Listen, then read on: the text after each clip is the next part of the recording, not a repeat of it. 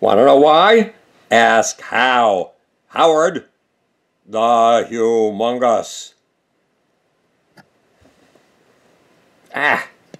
On the week of October 15, 13 bombs were found in the mail of prominent critics of Donald Trump. Everyone on the bombers' mailing list was a Democrat, but not just any Democrat, a Democrat targeted, attacked, and vilified by Donald Trump's cheerleaders at Fox TV, targeted by Fox stars like Laura Ingraham and Sean Hannity. But did President Donald Trump's rhetoric have anything to do with these 13 letter bombs? According to Trump, absolutely not. Trump tweeted that his violence was caused by the fake media, the newspapers and cable channels that refuse to kiss his fucking ass, and asked that Fox TV licks deeply daily. Again, did Trump's way of riling up his audiences demand that someone go out and commit violent acts against the Democrats who Trump calls an angry mob? Yes. But I'll tell you how in a minute. First, it's worth reviewing something we all know. The standard litany of Trump's calls to violence. Here's a partial list from the Canadian magazine Maclean's. During the Iowa caucuses on February 1st, 2016, Donald Trump told a crowd in Cedar Rapids, quote, "If you see somebody getting ready to throw a tomato, knock the crap out of them, would you? Seriously, okay, just knock the hell. I promise you I will pay for the legal fees. I promise, I promise." Nothing violent there, right? On February 23, 2016, during a campaign rally in Las Vegas, Trump said of a heckler who was being tossed out of the building, quote, "He is walking out with big high fives, smiling, laughing. I'd like to punch him in the face, I'll tell you." Less than 2 weeks later at a rally in Warren, Michigan, Trump repeated his promise to pay the legal fees of anyone who would attack a protester violently. Said Trump, "Get him out. Try not to hurt him. If you do, I'll defend you in court. Don't worry about it." On March 11th and 12th of 2016, Donald Trump lamented that you couldn't just knock the crap out of people who disagree with you. Responding to the length of time it took to throw a demonstrator out of one of his rallies, he complained that part of the reason it takes so long is nobody wants to hurt each other anymore, and they're being politically correct the way they took him out, so it takes a little longer. And honestly, the protesters realize it. They realize that there are no consequences to protesting anymore. Consequences to protesting? That's against the Constitution. Poor baby, you can't just break their face or their ribs anymore? How very, very sad. The next day in Kansas City, Donald Trump said that violent responses to protesters are appropriate, adding, "The audience hit back. That's what we need a little more of." At one of his campaign-style rallies in Missoula on October 18th, just a few days ago, Trump enthused about a Montana congressman's criminal assault on a reporter. Yes, he was convicted of a crime for that assault. Quote, says Trump, "Any guy that can do a body slam, he's my type," and Trump got cheers. The worst may have been the mind-rupturing video Trump inflicted on us in July 2017.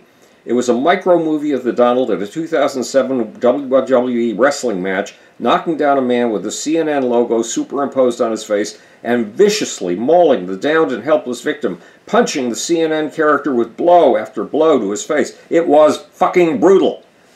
But on August 9th, 2016, Trump topped even himself. He stunned the world by hinting that gun owners could take matters into their own hands if his rival, Hillary Clinton, were elected president. Said Trump, "If she gets to pick her judges, nothing you could do, folks."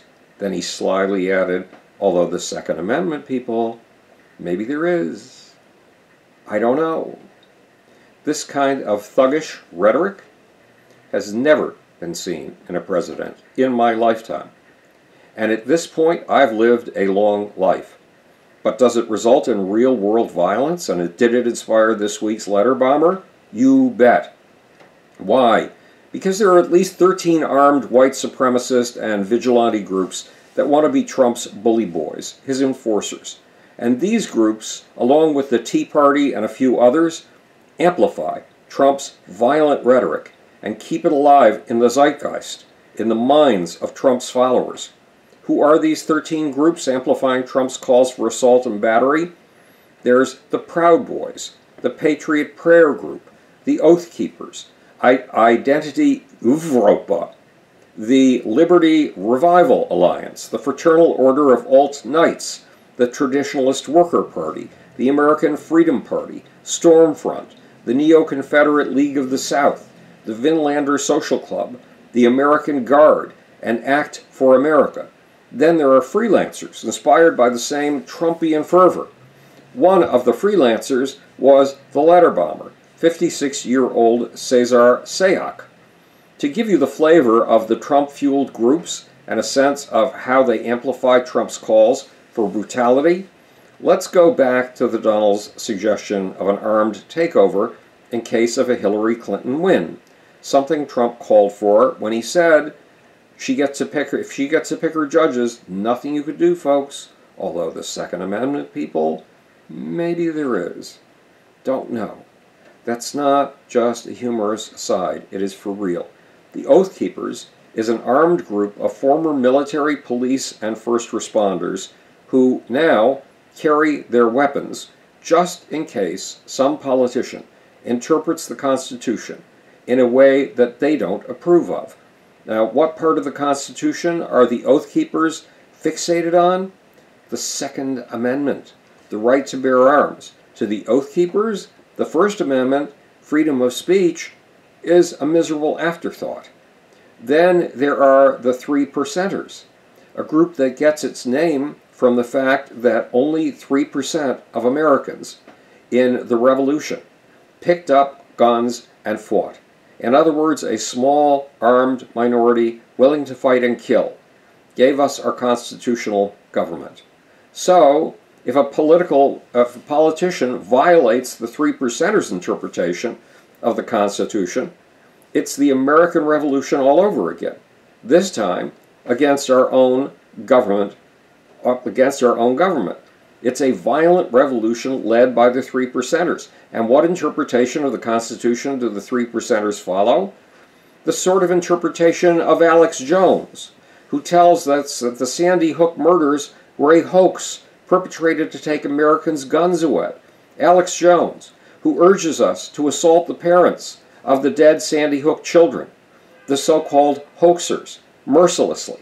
Alex Jones, who preaches a doctrine most of this group of 13 armed and dangerous pro-Trump groups seem to believe, that there is a giant conspiracy to dissolve the American government and absorb us all in a one-world governmental state that will take away our guns and our free speech, and that will force us to live under political correctness. Let's go back to brown shirts. What are they? Or what were they? Back in the 1930s, Mussolini's fascist Italy and Hitler's Nazi Germany had organized political gangs who beat people up on the street and sometimes killed them. These black shirts and brown shirts were sturdily loyal to Mussolini and to Hitler, the dictators. They pummeled the crap out of those who didn't spout constant praise for the great leader, the dictator of the day. These gangs crushed dissent, and they helped kill despised citizens like Jews. Alt-right groups like the Proud Boys are eager to be Donald Trump's brown shirts. The Proud Boys glorify political violence against leftists. They have reenacted the political assassinations of a Japanese socialist, and they have been seen wearing shirts that praise Augusto Pinochet's murders of leftists, tens of thousands of them, in Chile 45 years ago. The group's founder, Gavin McInnes, says, "I want violence. I want punching in the face. I'm disappointed in Trump supporters for not punching enough." Are the Proud Boys in any way connected with Trump? Well, you've just heard the Proud Boys founder repeat a Trumpism. Quote, "I'd like to punch him in the face," close quote. The Proud Boys have an initiation for you if you want to enter their ranks. The fourth step of the initiation rite is this. You have to go out and beat the shit out of someone. Again, is Donald Trump in any way connected to this group? A group that's been called an alt-right fight club? Membership in the Proud Boys soared when Trump was elected president in 2016. And one of the group's leaders agrees with Trump that journalists who don't work for Fox TV or the Daily Caller are enemies of the people. People get in our way, shoot them, he says.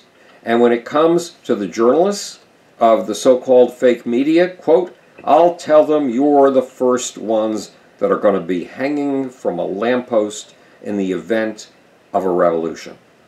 Does that sound violent? And does it come directly from Donald Trump's rhetoric?